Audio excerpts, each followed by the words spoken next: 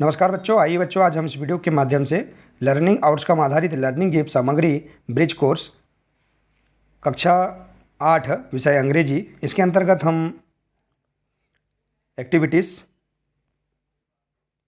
को हम कैसे पूर्ण करेंगे आइए देखते हैं। देखिए यहाँ दिया है पेज नंबर 59, 60 और 61, इस पर हम कार्य करेंगे। तो देखिए यहाँ हम समझेंगे, इसमें पाठ्य सामग्री दी गई है जिसका लर्निंग आउटकम है E709। तो आइए देखते हैं गतिविधि। यहाँ एक्टिविटीज़ दी है। देखिए, स्टूडेंट सप्ताह के दिनों के क्रम को पहचानते हुए निम्नलिखित प्रश्नों के उत्तर उदाहरण के रूप में दें। जैसे देखिए यहाँ सप्ताह के दिनों के नाम इंग्लिश में दिया गया है, Sunday, Monday, Tuesday, Wednesday, Thursday, Friday और सैटरडे। देखिए हमने यहाँ हिंदी में बता दिया गया है, रविवार, सोमवार, मंगलवार, बुधवार, गुरुवार, शुक्रवार और शनिवार। ठीक है, तो इस प्रकार से यहाँ पर हमने हिंदी में भी इसे लिख दिया है। तो आइए देखते हैं, यहाँ एग्जाम्पल दिया है, what day comes before Wednesday. देखिए वेडनेसडे मीन्स होता है बुधवार। तो देखिए यहाँ दिया है कि बुधवार के बिफोर मीन्स होता है पहले, बुधवार के पहले क्या आता है। तो देखिए बुधवार के पहले क्या आता है, ट्यूसडे आता है, मंगलवार आता है। तो हम यहाँ लिख देंगे ट्यूसडे कम्स बिफोर वेडनेसडे। तो ठीक है बच्चों, इस प्रकार से आप उदाहरण को समझ लेंगे। इसी के आधार पर हम अन्य दिनों के क्रम को हम पहचानते हुए निम्न प्रश्नों के आंसर हम इस प्रकार से दे सकते हैं। देखिए यहाँ दिया है, what day comes after Monday. देखिए आफ्टर में होता है बाद में, तो मंडे के बाद क्या आता है। देखिए यहाँ मंडे के बाद क्या आएगा, ट्यूसडे। तो हम यहाँ लिख देंगे ट्यूसडे कम्स आफ्टर मंडे। ठीक है, इसी प्रकार से what day comes after Wednesday. देखिए यहाँ पर वेडनेसडे बुधवार के बाद क्या आता है, थर्सडे। तो हम यहाँ लिख देंगे थर्सडे कम्स आफ्टर वेडनेसडे। इसी प्रकार से देखिए what day comes before, before means पहले, फ्राइडे। फ्राइडे के पहले क्या आता है, थर्सडे, गुरुवार आता है। तो थर्सडे कम बिफोर फ्राइडे। इसी प्रकार से what day comes between Saturday and Monday. देखिए बिटवीन मीन्स होता है के बीच में, सैटरडे और मंडे के बीच में क्या आता है, संडे आता है। तो हम यहाँ लिखेंगे Sunday comes between Saturday and Monday. तो इस प्रकार से देखिए आप यहाँ पर बहुत ही सरल तरीके से सप्ताह के दिनों के क्रम को पहचानते हुए निम्नलिखित प्रश्नों के आंसर आप इस प्रकार से दे सकते हैं। ठीक है बच्चों, आइए इसी प्रकार से हम अगली एक्टिविटीज़ देखते हैं। Activities 2 page number 60। देखिए यहाँ दिया है, स्टूडेंट दिनचर्या पर आधारित निम्नलिखित को ध्यानपूर्वक पढ़ें और उन्हें सही क्रम में जमाएं। देखिए यहाँ दिनचर्या दी गई है। After that I go to nearby stop to catch the school bus. उसके बाद मैं स्कूल बस पकड़ने के लिए तैयार हो जाता हूँ, ठीक है, के लिए जाता हूँ। Next I take breakfast. इसके बाद मैं नाश्ता करता हूँ। देखिए फिर I wake up 6 o'clock in the morning. मैं 6 बजे सुबह के 6 बजे उठ जाता हूँ। Finally I return home at 5 PM। मैं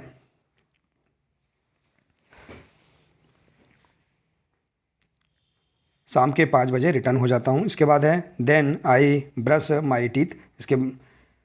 अब मैं दांतों को ब्रश करता हूँ। इसके बाद है then I get ready for the school. इसके बाद मैं स्कूल के लिए तैयार होता हूँ। तो देखिए यहाँ पर अव्यवस्थित रूप से यहाँ क्रम दिया गया है, ठीक है, अपनी दिनचर्या के बारे में। इसे हम व्यवस्थित रूप से इस प्रकार से लिख देंगे। देखिए I wake up at 6 o'clock in the morning.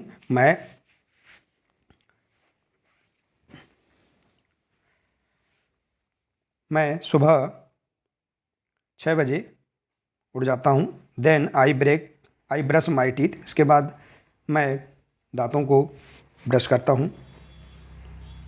Next I take breakfast. इसके बाद मैं नाश्ता करता हूँ। Then I get ready for the school.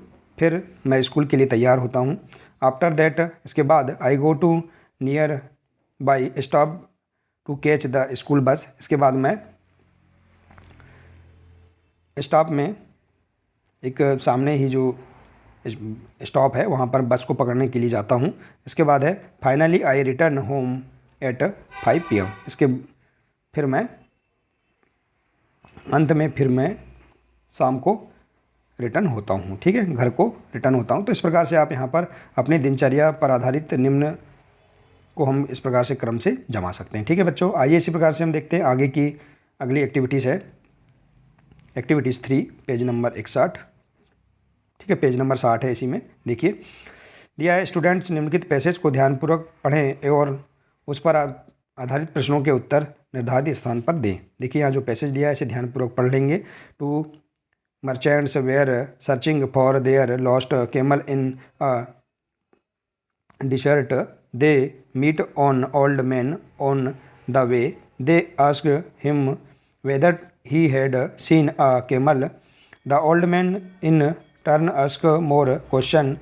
Is it an old animal? He asks. The owners said it was. It is. Is it lame in one leg? Asked the old man. The merchants said it was. Is it blind in the left eye? The old man asked again. The owners were a little surprised. देखिए बच्चों mistake है यहाँ थोड़ा, sorry, surprised. They said the animal was indeed blind in the left eye. Have you seen the animal? They asked the old man. Without answering, the old man said to them, is the camel carrying wheat on one side of its back? The owners said that it was true. Now they were sure that the old man had seen the animal, and for hopes telling the goods, the old man continued, is not the camel carrying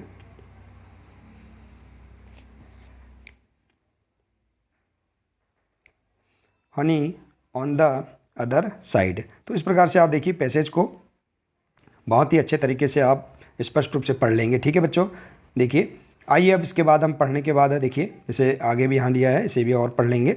इसके बाद दिया है देखिए question, student दोनों merchant से old man द्वारा पूछे गए प्रश्नों को सही क्रम में जमाएं। देखिए यहाँ दिया है छात्र दोनों मर्चेंट्स अर्थात व्यापारी से ओल्ड मैन द्वारा पूछे गए प्रश्नों को सही क्रम में जमाएंगे। देखिए यहाँ जो प्रश्न दिए हैं, यहाँ दिया है क्या वह, देखिए is the camel carrying wheat on one side of its back? क्या उसने एक साइड, क्या ऊँट के एक साइड गेहूँ, अपनी पीठ के एक तरफ गेहूँ ले जा रहा है? क्या वह अपनी पीठ के एक तरफ गेहूँ ले जा रहा है? इसके बाद है is it lame in on leg? क्या वह एक पैर से लंगड़ा है? इसके बाद है is not the camel carrying Honey on the other side? क्या ऊँट दूसरी तरफ शहद नहीं ले जा रहा है? और is it an old animal? क्या वह बूढ़ा जानवर है? तो इस प्रकार से यहाँ पर अव्यवस्थित क्रम में दिया है, इसे हम क्रम से लिखेंगे। देखिए इस प्रकार से देखिए तो इस प्रकार से हम यहाँ पर व्यापारी से बूढ़े व्यक्ति द्वारा पूछे गए प्रश्नों को इस प्रकार से लिखेंगे। Is it an old animal?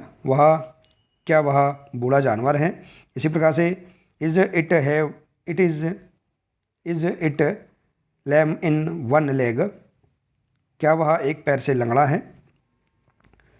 Is the camel carrying wheat on one side of its back? क्या वह अपनी पीठ के एक तरफ गेहूँ ले जा रहा है? इसके बाद है is not the camel carrying Honey on the other side?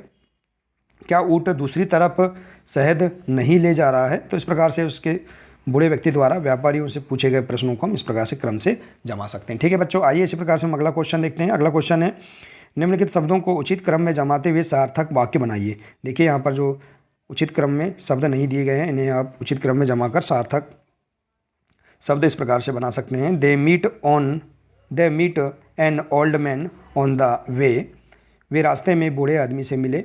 इसी प्रकार से है the old man in turn ask more question, बूढ़े आदमी ने बदले में और प्रश्न पूछे।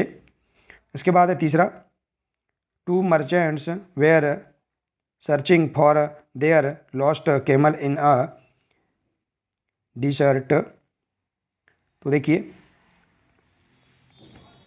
दो व्यापारी अपने खोए हुए ऊँट की तलाश कर रहे थे। तो इस प्रकार से यहाँ पर आप इसे व्यवस्थित क्रम में लिख सकते हैं और इसके सार्थक वाक्य बना सकते हैं। ठीक है बच्चों, तो इस प्रकार से आप देखिए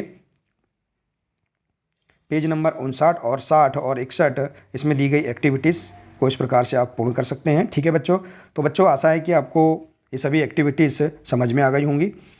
तो बच्चों आज के लिए सिर्फ इतना ही है, मिलते हैं नेक्स्ट वीडियो में। नमस्कार।